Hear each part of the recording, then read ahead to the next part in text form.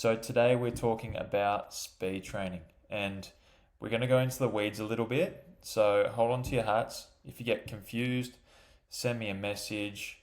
But in saying that, I'll try and break down some of these concepts to make them as simple as possible to understand, to make sure that you can apply this information and we can all gain a bit of swing speed together if that's a goal of yours. So what I'll do, I'll look at some characteristics of swing speed, what we see from different research studies. We'll talk about some testing, how we can test for swing speed. Then we'll look at some training protocols. And then at the end, we'll watch a video of a golf pro and his speed training in the gym, that is. So I hope you enjoy it. And again, leave a comment below or comment in the group if you've got any questions about it, and we'll get through it. So in this swing study here, this is training methods on clubhead speed and hitting distance, and this is a systematic review. So a systematic review basically means where they collate a lot of different studies and they sift through them, and from there they try and make overarching statements about the topic. So obviously it's swing speed for us. So in this study, it says collectively resistance training impacts golf clubhead speed and hitting distance, but adaptations can vary. What I like about this study as well, if we skip along to this part here, so 8-week training programs with 3 to 4 sets of 5 to 15 repetitions are most effective in increasing swing speed and hitting distance. So when thinking about our training, and we'll jump back to this later again, it's really important that we consider the repetition range in your programs that you've got. If you are a client that's working with me, that's working towards speed, you'll find that the repetitions tend to drop down a little bit. So we've got sometimes doing box jumps for 4 to 6 repetitions, or doing med ball slams for that same amount of repetitions. What we find, if we keep the repetitions low, your power output can then be really high. Whereas if you're doing 20 repetitions of this med ball slam, for example, you start to fatigue. So then the speed of the exercise starts to decrease. And if our speed is low, then there's a higher likelihood that it's not going to carry over to increase speed. So that's really important to consider. So I think this is a really good study. So again, you can take a look at that one. The study name, Effects of Resistance Training Methods on Golf Clubhead Speed and Hitting Distance. So that's a great one to check out. So I'm going to jump to this third tab here. So this study is called The Role of Biomechanics in Maximizing Distance and Accuracy in Golf Shots. I like how they've mentioned accuracy as well. And when people target swing speed, there's often a bit of a myth that all of a sudden your shots are going to become more wild. And what I like a lot of my clients to think about is when you're doing swing speed training, the goal isn't to try and hit it 100% intensity on the course. The goal is within your training, increase your swing speed. So when you go to the course, your new normal is higher. Let's say, for example, if I'm doing my training, I might have 110 miles swing speed, for example. That's my baseline. I then go through an 8-week block of my swing training and I get my max up to 120, but now my base has moved up to 115.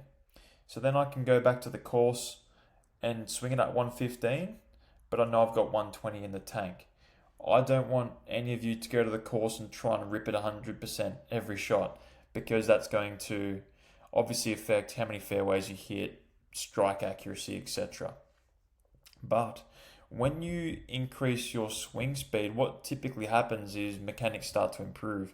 So I see in a lot of you that increase your speed, you start to develop better backswing mechanics, you start to use the ground better, you start to shallow out the club better, as opposed to coming more over the top of the line.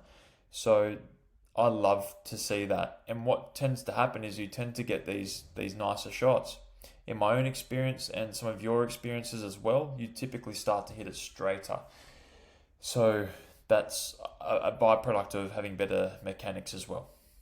So in this one here, it says, with our backswing, typically you start to see greater ground reaction force in the trail leg. Then on the downswing, you'll start to see ground force increase on the lead leg. So just breaking that down, in our backswing, we're going onto our right side if you're a right-hander. So you start to see more force in that leg. On the downswing, you start to shift your weight back onto the left. So it's like a bit of a seesaw of that ground reaction force. What also starts to happen is there's a rapid stretch of your hips, your trunk, your upper limbs in the backswing, and then on the downswing, it's uncocking all of these angles. What we talk about as well is X factor. So those that don't know X factor, imagine a rubber band, right? So we're doing our backswing, our hips are staying stable to one point, they'll hit a maximum amount of rotation, and then your shoulders will continue to stretch. So imagine there's an elastic band between my left hip and my right shoulder. As I'm continuing to stretch the elastic band, that band is creating energy and storing energy.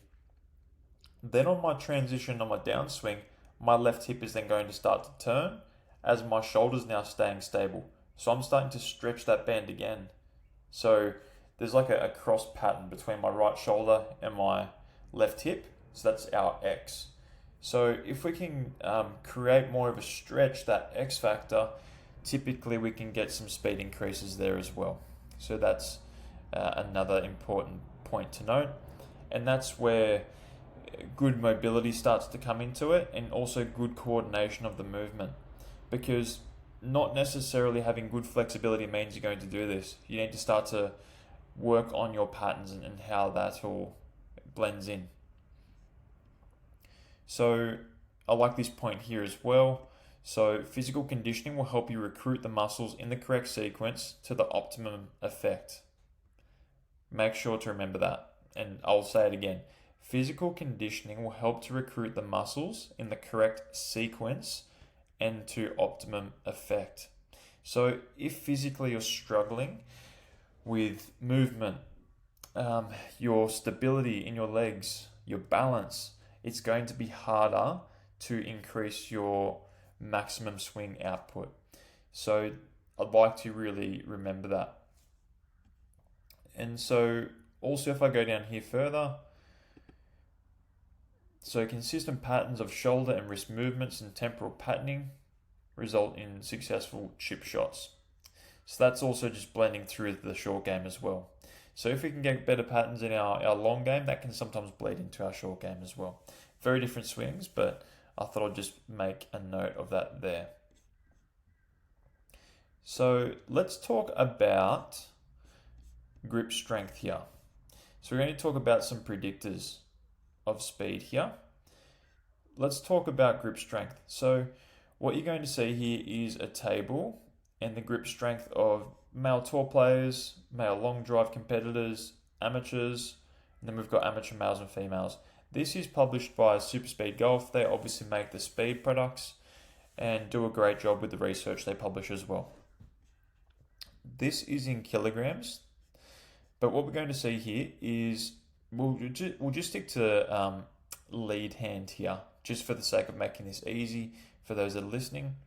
So in male tour players, their average lead hand strength is 61.8 kilos.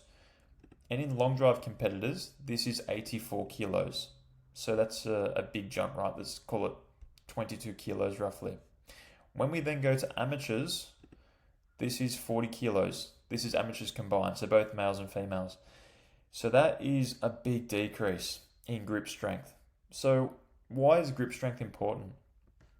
So when we're performing our swing, at the top of the backswing and in the transition, we're going to have a lot of torque and force applied to the hands, or the hands are going to apply a lot of force to the club.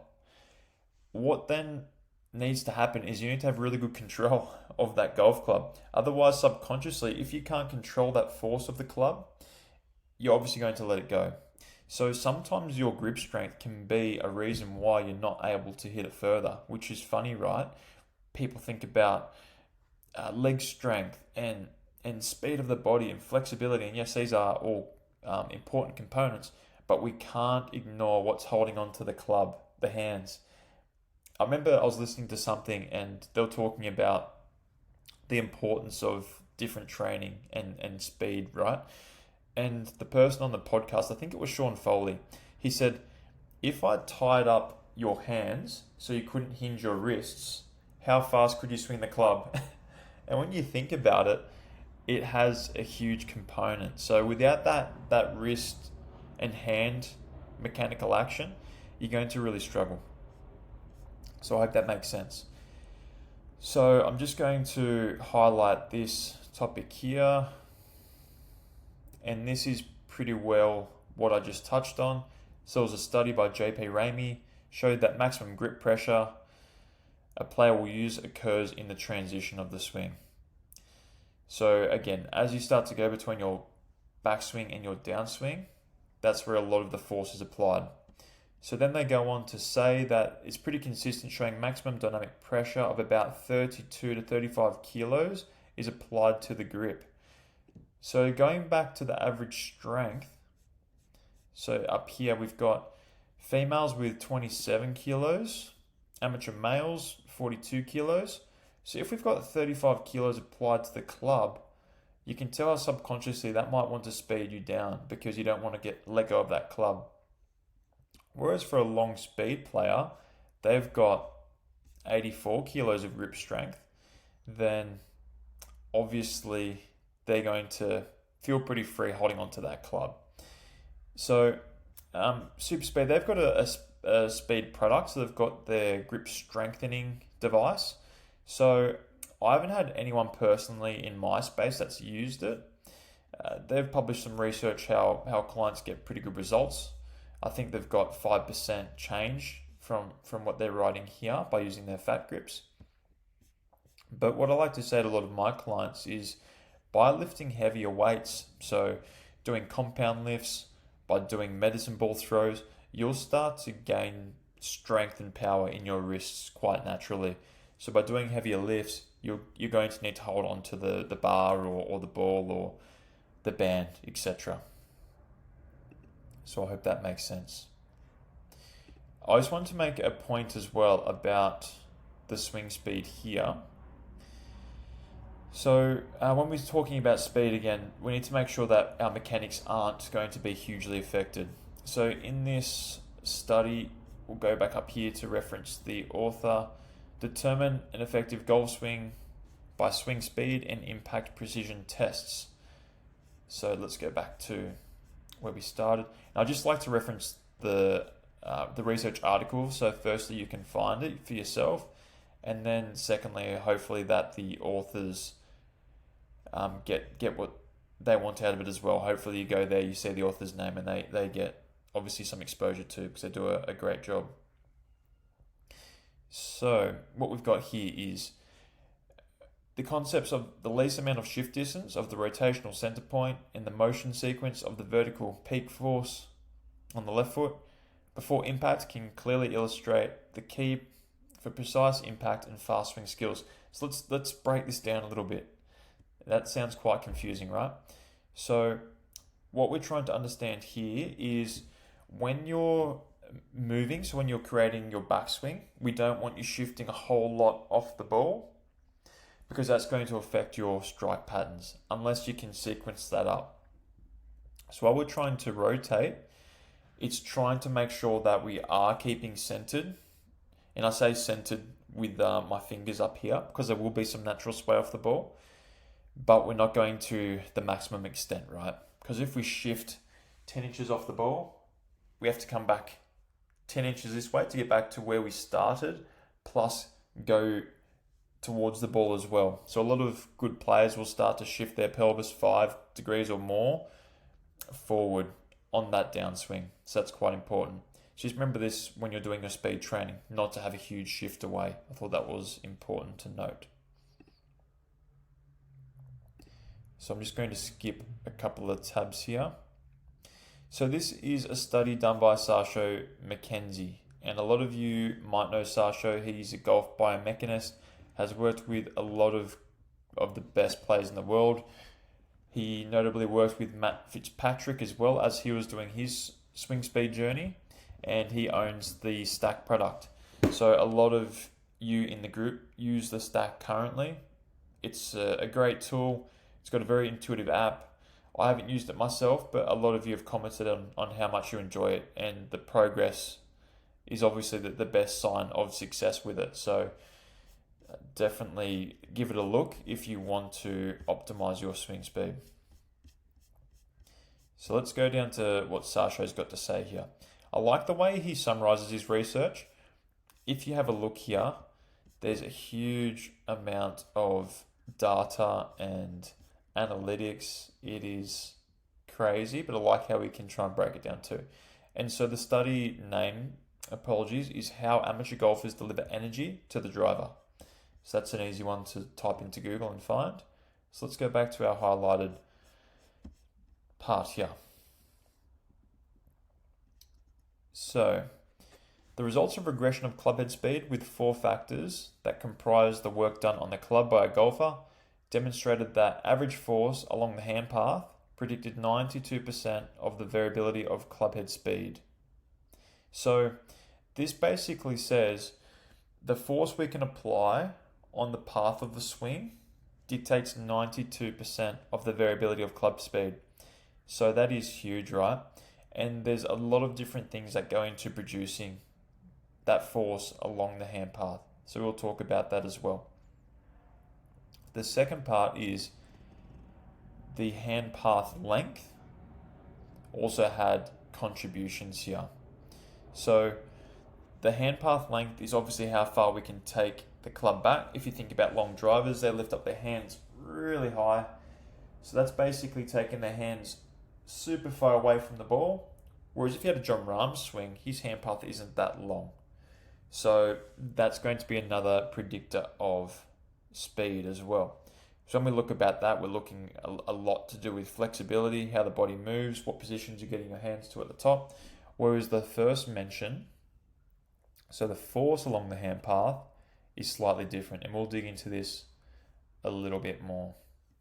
So I think that's an important thing to note. So I'm going to skip into some other research articles here. So we've got Competitive Elite Golf, a review of relationships between playing results, technique, and physique. So we've got a highlighted section here. Higher clubhead speed is generally associated with larger spinal rotation and shorter girdle protraction at the top of the backswing. It's also associated with higher ground reaction forces and torques. So what we're trying to get at here is if you can get into a better position in your backswing with larger spinal rotation, we're going to then increase our hand path. That's what we just talked about with Sasho's study. We're going to have a greater hand path, but then also on the way down, if we can have more force through the ground, that's going to allow us to then pull along the hand path too. So when we're talking about creating better ground reaction force, that's where exercises like squats, lunges are really important. Vertical jump production with jumping movements as well. Obviously box jumps. Some of you might be doing 90-degree jumps that I put in the programs, 180-degree jumps. How you use the ground is really important. And what we can see as well, sometimes where we're pushing into the ground with our legs, that's going to delay our hands a little bit as well. So what that allows us to do is we can continue to stretch. The hands then start to fall behind you. We start to create a bit more lag, and then we can let go of the hands what feels like the last minute. Whereas if you see some amateurs that don't hit it very far, is they'll get to the top of their backswing and they'll just throw the hands at it, that classic over the top chopping action. So we don't give ourselves much chance to use the ground when we're doing that. So I think that's pretty important to note as well. And at the end of this study, they say fitness training can increase and perhaps decrease clubhead speed. Let's hope that's not the case for any of you, but we'll make sure that we're getting the right training done, so don't you worry about that. But this will be dependent on the training methods, exactly, and the player's fitness and skill level. So that's what you're all here for, to increase your fitness levels and improve the training methods. So I'll be doing that part, don't you worry, and we'll be getting those speed gains that we all want. So let's talk about some testing here.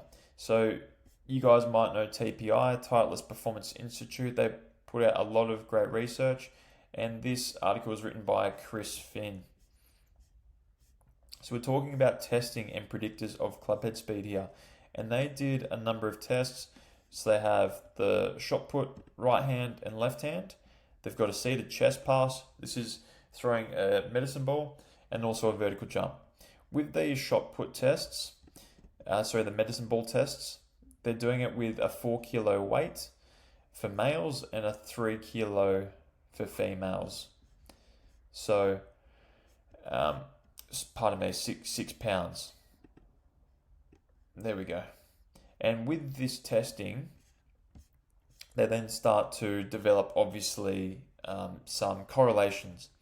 So they obviously had the test done. They saw how these people could throw the medicine ball with the shot put, the chest pass, then looked at their vertical leap, and then looked at their clubhead speed.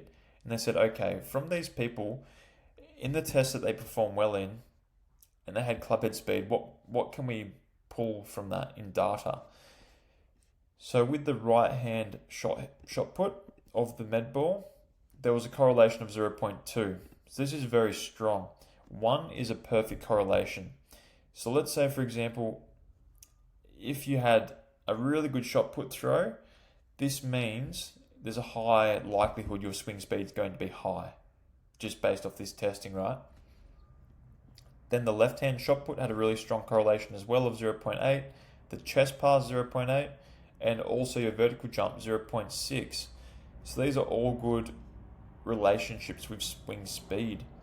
And so why are these tests strong correlators compared to some other tests?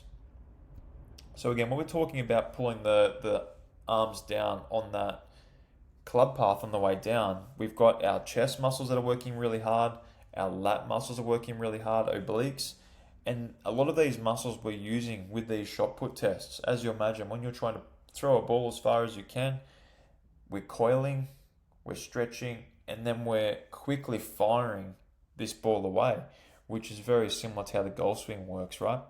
So some people are also scared to do upper body training. So a lot of you will be doing push-ups, single arm chest presses, different arm and shoulder movements to increase your arm strength. Some people are down this rabbit hole. They think the legs do everything. And look, the legs are important, right? But at the same time, we can't forget about the upper body. It's really important. So in this test, we talk about muscle strength and performance, a critical review. That's the study name. So in this study, results suggest that training leg, hip, and trunk power, as well as grip strength, is especially relevant for golf performance improvement. Studies that analysed variations in swing performance following resistance-only training programs are scarce. Thus, it is difficult to prove whether the observed improvements are attributed to changes in strength levels. So, basically what this is telling us is that, again, we need to make sure we're picking the right exercises in our training programs. So, they also go on down the bottom here. There is positive correlations between 1, handicap, swing performance, muscle strength, and our skill levels. So when they're talking about the strength they're looking at leg and hip strength, trunk power, and grip strength are their big ones. So again, going back to what we mentioned earlier, really important to focus on the key variables that are going to give us the biggest bang for our buck. So also we referenced earlier to keep the repetitions in a lower area. Let's say if we're getting stronger and we're improving, a lot of you have the thought to do more repetitions, and I say to a lot of you, instead of going for high repetitions, let's go for higher weight, just so we can increase your strength. Whereas muscle endurance is important to some extent, but for speed we want to really try and increase our strength.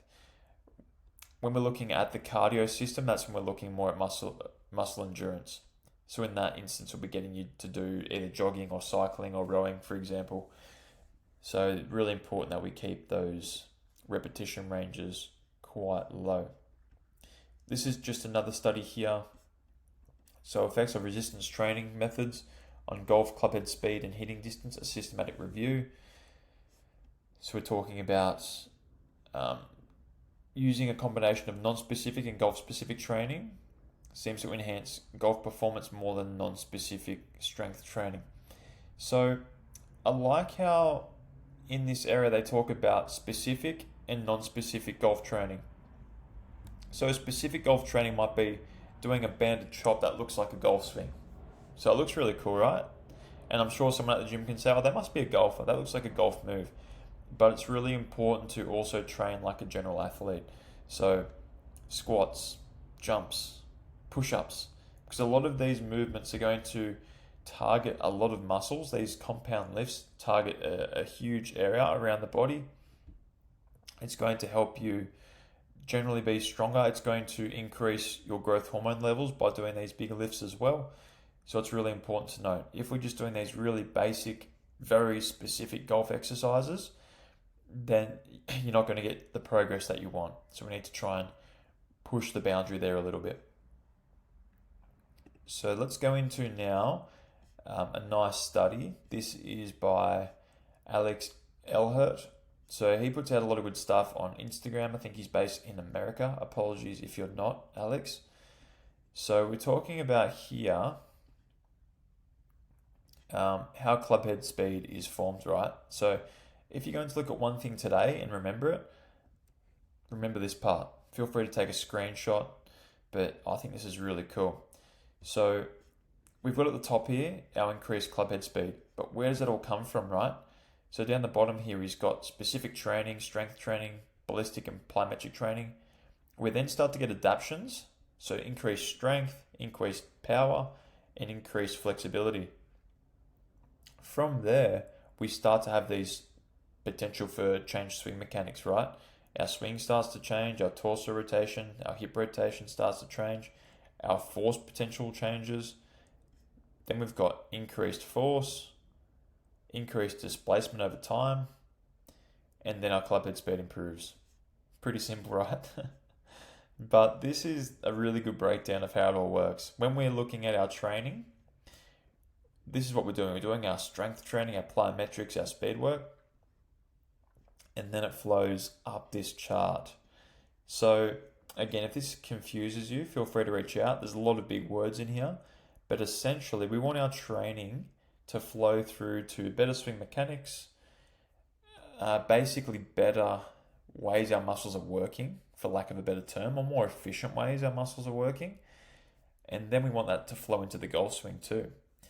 So it's really important that, for me as a trainer, I understand this. You don't need to, but this is what's happening on a deeper level. So I hope you're enjoying this. If you're watching it this far, I'm sure you're a swing nerd like I am.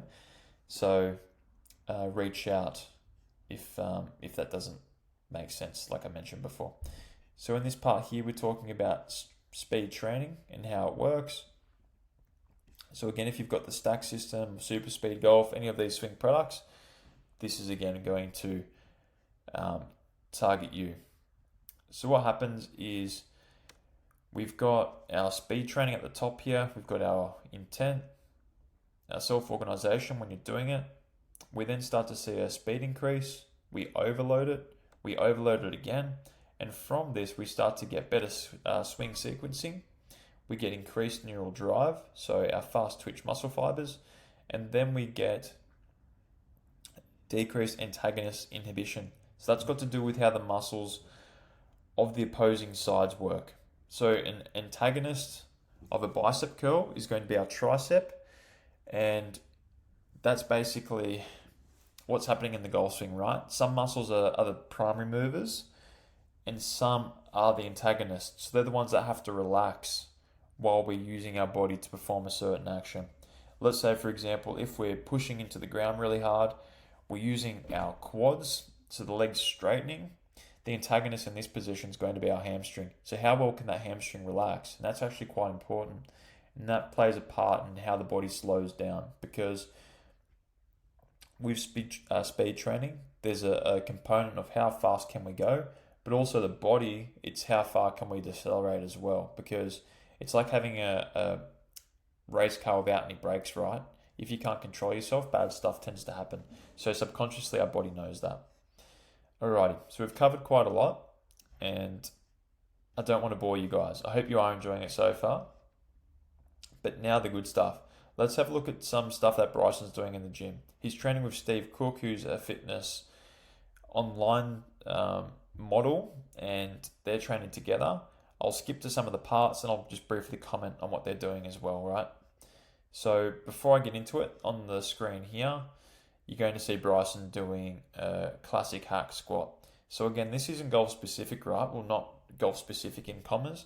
This is just a heavy hack squat. So in this, he's going to increase his leg strength, which allows him to push into the ground harder, which is going to increase his ground reaction force. So let's look at this for a little bit. In fact, after this, go like one. Excuse me, I'll just skip along here to when he's actually doing this lift.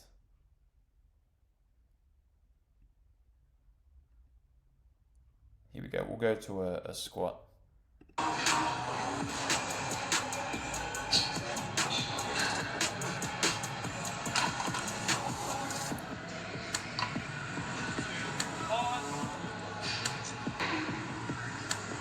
The biggest thing, like, I got it. Okay, and also you're seeing Steve there. He's using a band on the bar. So a band is obviously going to increase the amount of force you need to produce on the way back up. As you're going down, that band's pulling you down. As you're pushing back up, you need a lot of force to propel yourself through the band's resistance. So that's another cool little insight to their speed training here. But as you can tell, right, they're doing some compound movements. This is a squat. The first image on the video was a hack squat. Now we're going to look at something a little bit more swing specific here. All day long about backswing and even, coming to impact and everything, but you don't talk about really anything going on in your front foot at impact and how, a little bit, how it's obviously straightened out and this hip is all aligned. It's literally this way and it's floating. Yeah. How much of your weight is on that front foot? It goes to 100% and then it goes to 0, like that. Like that. In my head, I feel like I have it. Now we're going to see. Yeah. When guys are doing the hammer throw and disc. Okay, for those of you that are listening, they're swinging a kettlebell at the moment, and on the downswing, what's trying to happen is they're trying to load up 100% of their weight on the lead leg, and then they're pulling that leg out of the way, so extending the leg, and the weight in that leg then goes to 0. That's what Bryson's trying to do. So he's trying to push really hard into the ground, then he's trying to unweight that leg. So this allows him to push really hard into the ground, and then it allows the arms to come through last and fire. So it's funny, I was just chuckling to myself because this fitness trainer struggles with it, whereas Bryson does it really well, and it shows obviously the skill of speed training coming through. So also we're going to look at some jumping here.